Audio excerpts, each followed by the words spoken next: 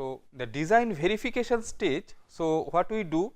We verify whether the system has been designed properly or not. So, how do we verify? So, there can be two approaches for that. One is by means of some formal verification tool that will be proper by verifying some properties on the designed system, and another easier technique for doing it is via simulation. So, simulation, so this will be applying some stimulus to the description, and it will see whether the result that is produced is as per the desired one. So, simulation tools are available, and simulation is much easier to do because for formal verification. So, we need some formal logical background, so that all the designers may not be having, but the simulation is more or less now the standard technique for doing this thing.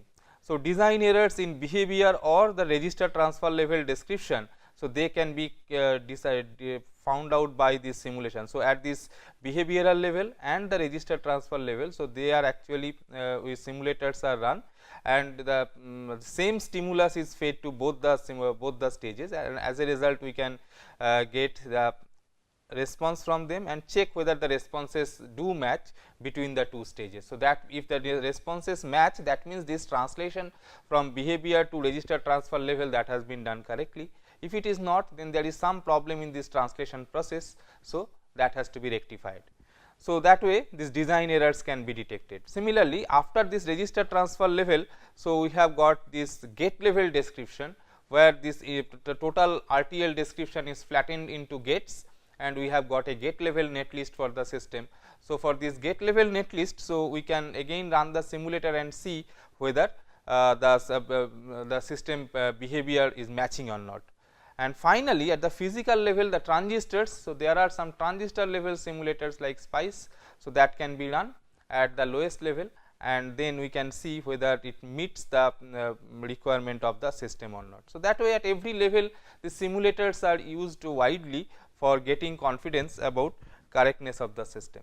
But still, up to this much we have got only description. So, it is at the physical level also, this is nothing but a transistor level description of the system. This is not the actual chip that is manufactured. So, as a result, when we go to the manufacturing stage, at that point after each level of manufacturing, we need to test whether the manufacturing process is correct or not. So, design these simulators, they can catch the design errors, and these testing processes, they can catch manufacturing errors. So, we have got some parameters like yield. So, it is defined as the number of acceptable parts to the total number of parts that are fabricated. So, this ratio is called yield. Naturally, we will expect as a manufacturing process, in the manufacturing process, that yield should be maximized. Now, so the number of chips that we discard, that we had to discard as faulty, they should be minimum. Now, there are two types of yield loss that can happen: catastrophic. Catastrophic, they are due to some random defect. So, it may be some defect in the wafer at some point, so that cannot be avoided.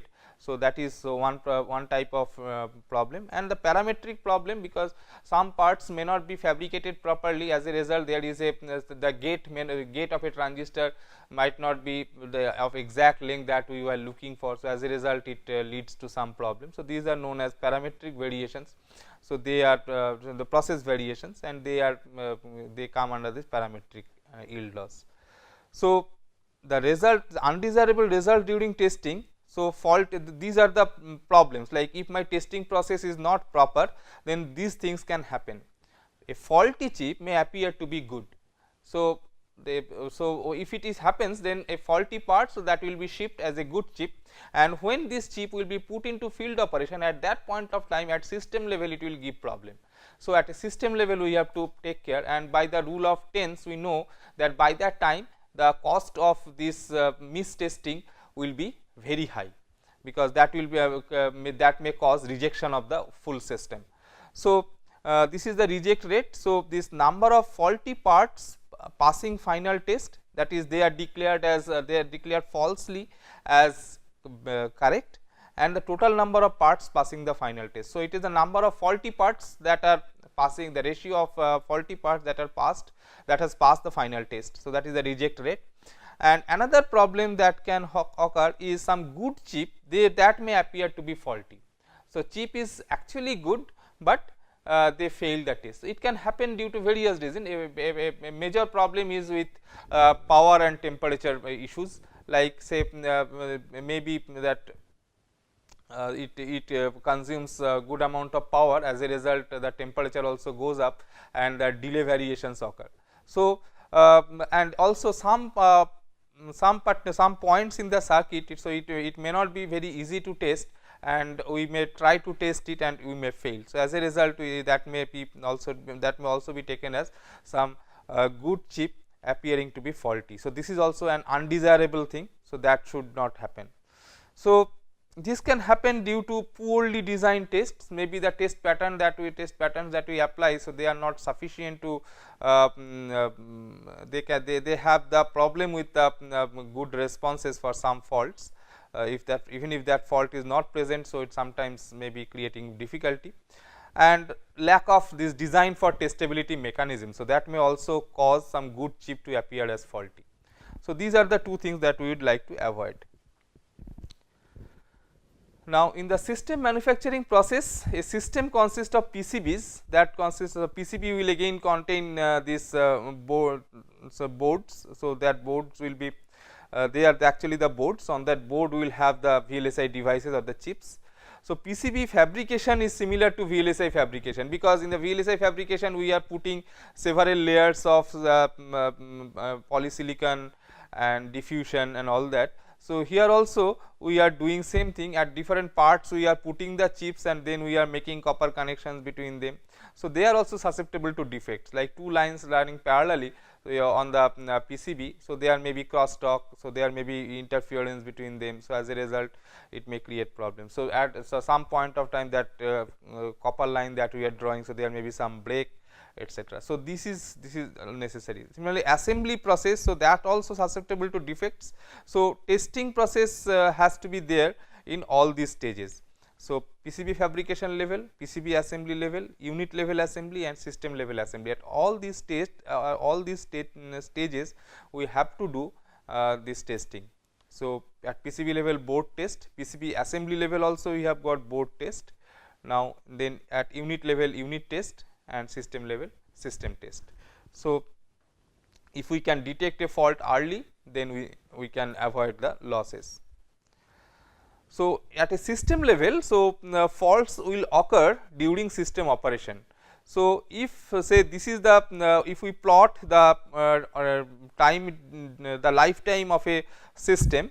So, over the lifetime, maybe from 0 to time t1, from t0 to t1 there was no problem with the system. So, that is normal operation. Then at time t1 some problem occurred and it required some time t1 to t2 for its recovery. So, recovery may be from various angles. So, it may be some transient fault, or it may be that there is some fault mitigation technique incorporated into the system. So, that takes care. Again from T2 it starts operating, or maybe the maintenance person so takes some measure by which this is corrected, the system is corrected, and then from T2 to T3 again it works normally. Then at time T3 it fails. So, this is the, so these times T1 to T2, then T3 to T4. So, these are the failure time. So, at these times the system is not available.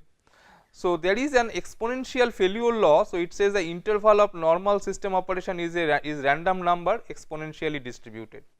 So, if we want to find the probability that the system will operate normally till time t, then we have got this probability expression that up to till time t it will this time of failure is more than t. So, this is given by e to the power minus lambda t by this exponential failure law.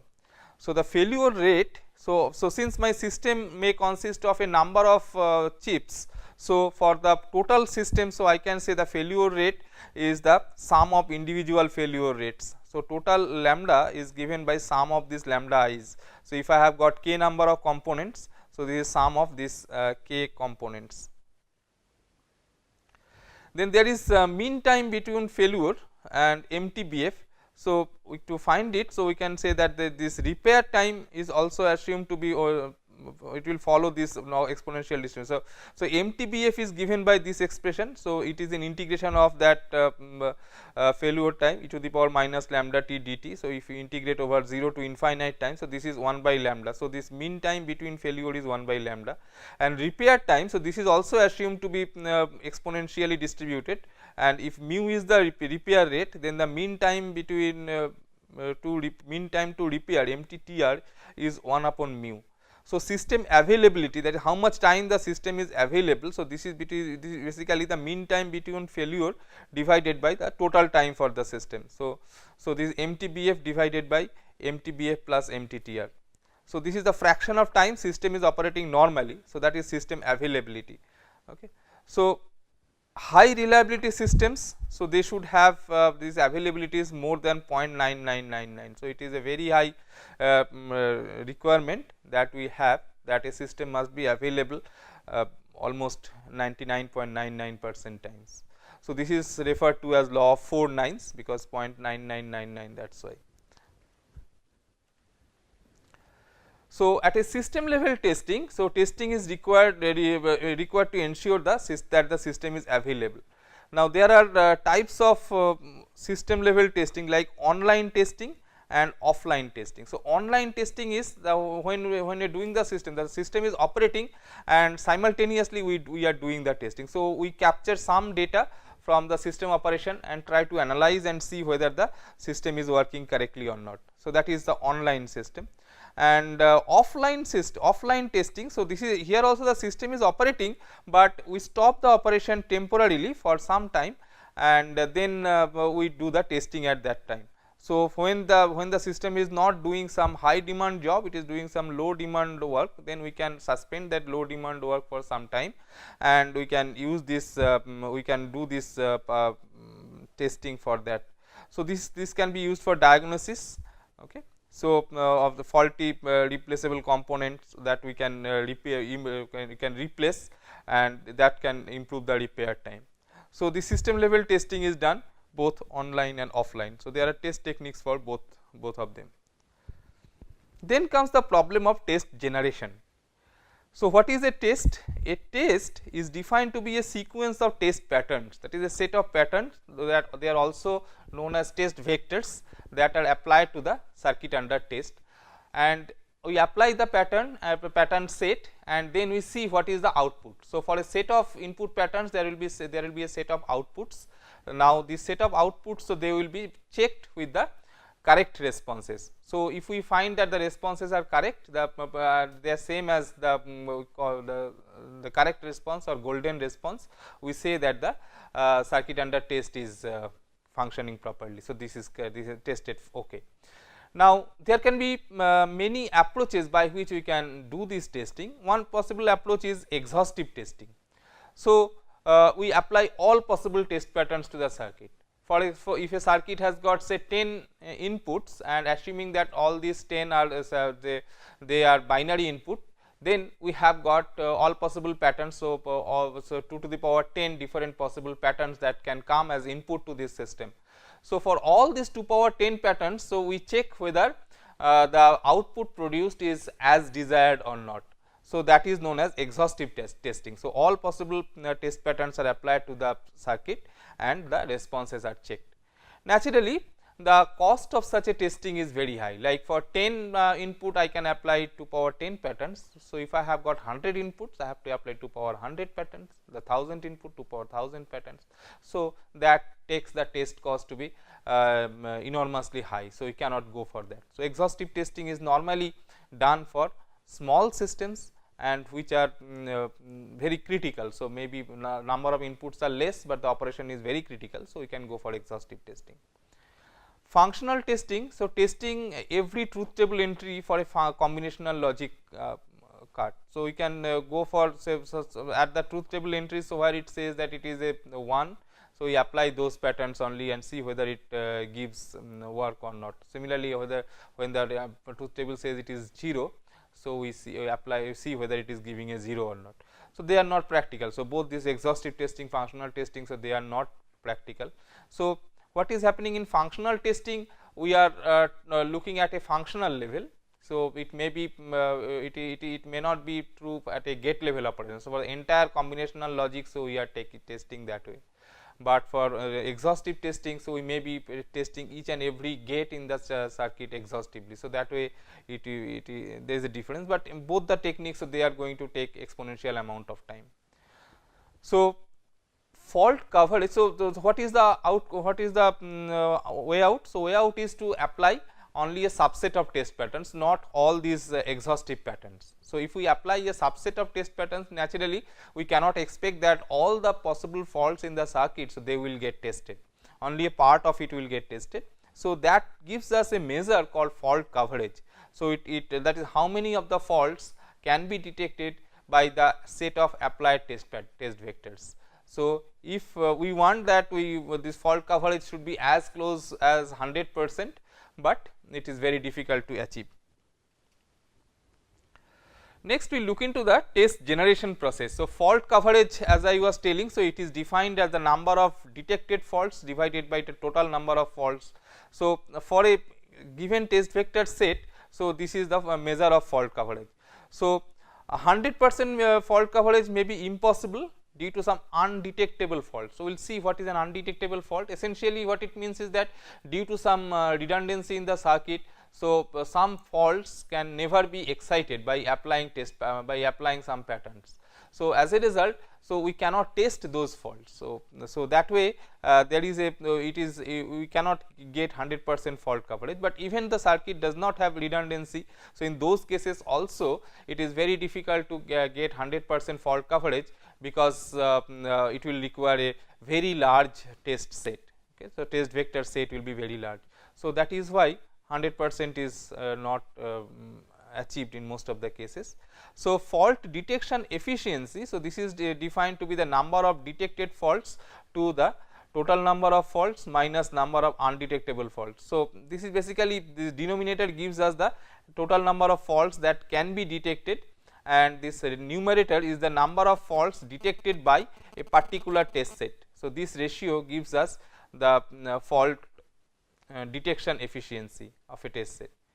Then there is something called a reject rate. It is 1 minus yield to the power 1 minus fault coverage. So this measure is known as the reject rate.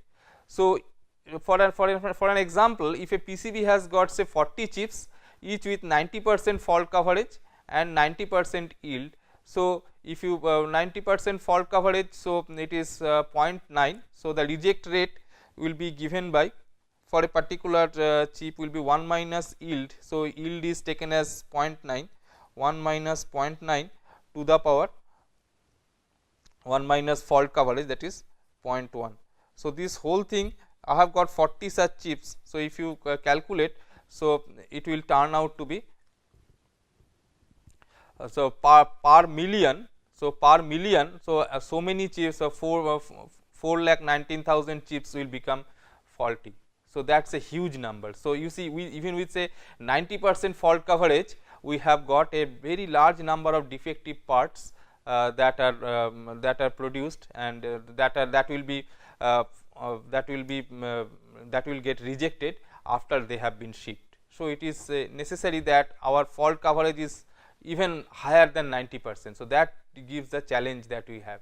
So a value of fault coverage say less than 95-96%, so that is not going to be acceptable. So what is this test generation process? Like, the goal of the test generation process is to find efficient set of test vectors with maximum fault coverage. So that is the overall goal. So there are several techniques by which we can generate test vectors. So we will see those in due course of time.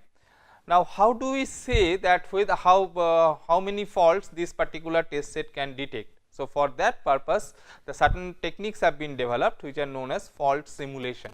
So fault simulation, it will try to see, like, for a given set of patterns, what are the faults that this set of patterns can detect.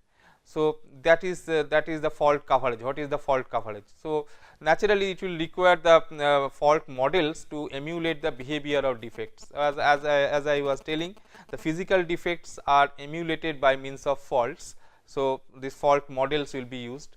So, we will see that what type of different fault models can be there, but a good fault model, it should be computationally efficient for simulation.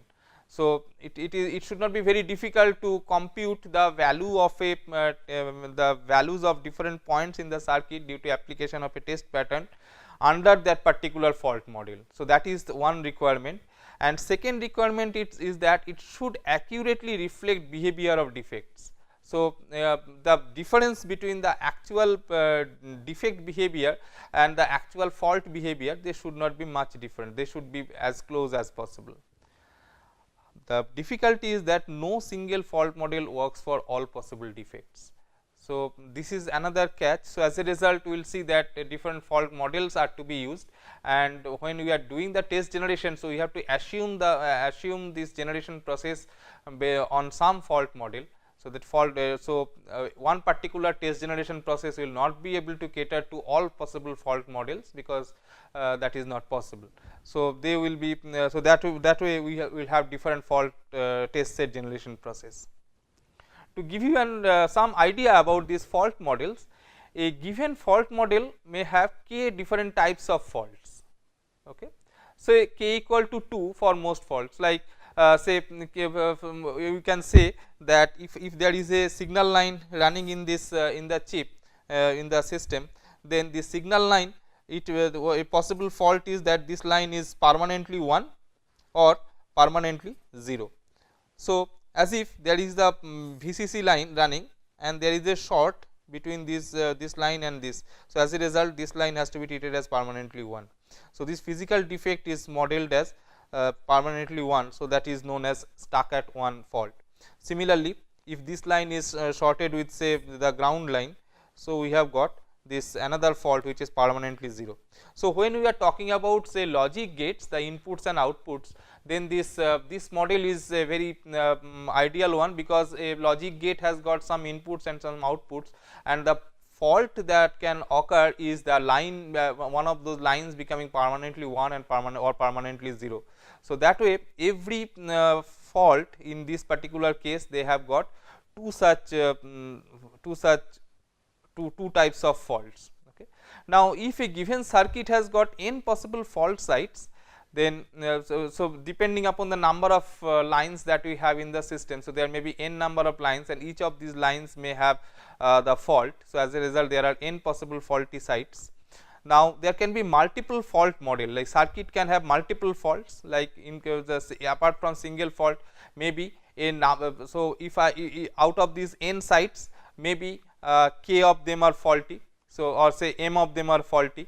So, each of these faulty site, it can say each of these n faulty site, it can have one of these k faults, or the site may be fault free. As a result, the line can be at a possible in any of these possible k plus 1 states. So, if you consider if you consider multiple fault occurring simultaneously, then the total number of multiple faults is given by this expression k plus 1 to the power n minus 1, where this 1 is the good circuit.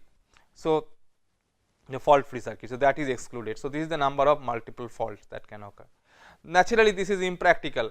So, if we have got for accepting very small circuits, where this n, the number of lines in the circuit is very small, so this becomes impractical. So, normally what is done, this single fault model is used, that is, circuit has got only one fault, and it is said that though there are n potential faulty sites, it is assumed that only one of those sites may become faulty at any point of time. So, that way so each of these n locations, they may have a fault or may not have a fault. So, as a result, only one of them may become faulty. So, I have got this k into n number of single faults that are possible in the system, because this out of this n, only one point will be faulty, and that one point may pick up any of these k faults. So, total number of possibilities is k into n. So, this type of fault model, single fault model, though it is very simplistic, but this helps in generating developing algorithms for doing this testing efficiently, and it has been observed that good single fault coverage it generally implies good multiple fault coverage. So, this is some experimental result that shows that if you do not use a multiple fault or multiple fault model where a circuit can have multiple faults. So, if we do not use that model, even in that case, so we can have this if you use the single fault model and we have got the test pattern set generated using the single fault model. So, for multiple fault model also that for multiple faults also that particular test set can be applied, and if we apply that test set, so it gives reasonably good level of detection of multiple faults as well. So, that is why in most of our discussion, so we will never be talking about this multiple fault model or multiple faults occurring in a circuit simultaneously. So, we will most of the time we will be talking about single fault model, that is we will assume that the entire circuit has got a single fault. Now, there are some faults which are equivalent, that is one or more single fault that have identical behavior for all possible input patterns. So, some cases it is not possible to detect such faults because they are becoming equivalent, like say if I have got an AND gate, now you see that suppose this line I want to check whether this is stuck at 0 or not. So, what will happen? I will apply to check whether this line is stuck at 1. So, I will apply a pattern 1 1 and I will see the output. If at the output I get a 1, I know that this line is not stuck at 0. So, but if I get a 0, so assuming that these two lines are correct, because under that single fault model only one line can be faulty. So, knowing that these two lines are correct, so I will conclude that this line has got a stuck at 0 fault. By applying the pattern 1 1, I get it. Now, consider the situation that this line is okay, but this line is I want to check whether this line is stuck at 0 or not. In this case also I have to apply the pattern 1 1 and see what is the response. So, if I get a 1, I will say that the line is not stuck at 0, but if I get a 0, then I will say that okay, this line is stuck at 0. Now, for both the faults, like this line stuck at 0 and this line stuck at 0, the response of the AND gate is same for all the test cases. So, as a result, so I cannot distinguish between these two faults. The same is true for the other input as well.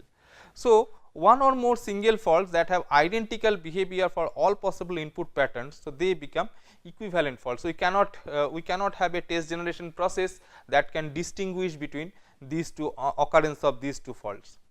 So, from this entire set I need to consider only one fault, knowing that all others are equivalent. Okay. So, they need not be tried out. So, the any test pattern set that can detect this fault will also detect the other faults in that equivalent set. So, I do not need to have separate test generation process for each fault in this equivalent class. So, that is one thing. So, this is the definition of equivalent fault. So, now knowing that there are equivalent faults, so we can do fault collapsing. Fault collapsing means we want to reduce the number of faults that we need to consider for the test generation process. We remove these equivalent faults except for one to be simulated. So, we keep only a single fault from the entire equivalency class, and remaining all we collapse into that particular fault. So, this will reduce the total number of faults. As a result, this will reduce the fault simulation time, this will also reduce the test generation time. So, this is the first step that is done under a particular fault model. So, we will find out the equivalent faults for a circuit. For each of the equivalent class, we will take only one fault, and that they will do fault collapsing, and then the set of faults that we get finally, they are all non-equivalent faults, and for those non-equivalent faults, so we have to run our test generation process and our fault simulation process. So, we will continue with this in the next class.